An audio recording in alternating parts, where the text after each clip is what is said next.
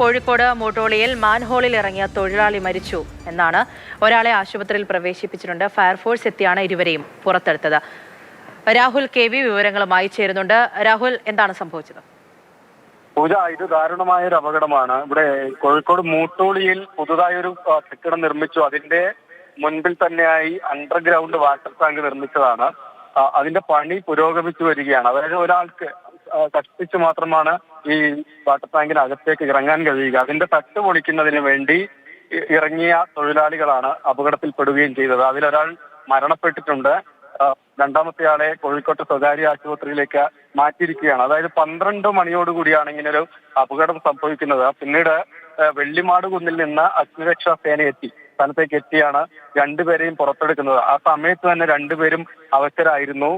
Pulse പോലും നിലച്ച ഒരു അവസ്ഥയിലായിരുന്നു. പിന്നീട് ഫയർഫോഴ്സിന്റെ തന്നെ ആംബുലൻസിലാണ് ഇപ്പോൾ ഈ ജീവൻ രക്ഷിക്കാൻ കഴിഞ്ഞിട്ടുള്ള ആളെ കോഴിക്കോട്ടെ സ്വകാര്യ ആശുപത്രിയിലേക്ക് മാറ്റിയിട്ടുള്ളത്. രണ്ടാമത്തെ ആളെ കക്കോടിയിലെ ആശുപത്രിയിലേക്കാണ് കൊണ്ടുപോയത്. പക്ഷേ ജീവൻ രക്ഷപ്പെടുത്താൻ കഴിഞ്ഞില്ല എന്നതാണ്. അതായത് ഈ പുതിയ ടാങ്കിന്റെ നിർമ്മാണം അണ്ടർഗ്രൗണ്ടിൽ ഭൂമിക്കടിയിലായി നടക്കുന്നു.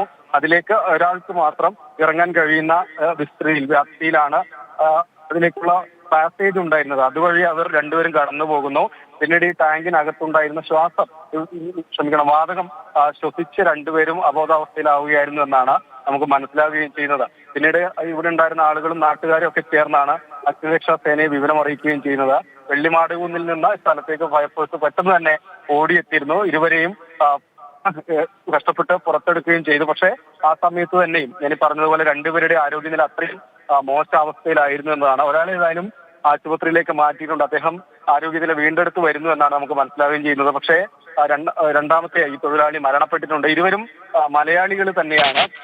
ഈ പണി നടക്കുന്ന സമയത്ത് തട്ട് പൊളിക്കുന്നതിന് വേണ്ടി ഇറങ്ങിയവരാണ് അപകടത്തിൽപ്പെട്ടിട്ടുള്ളത്. പൂജ.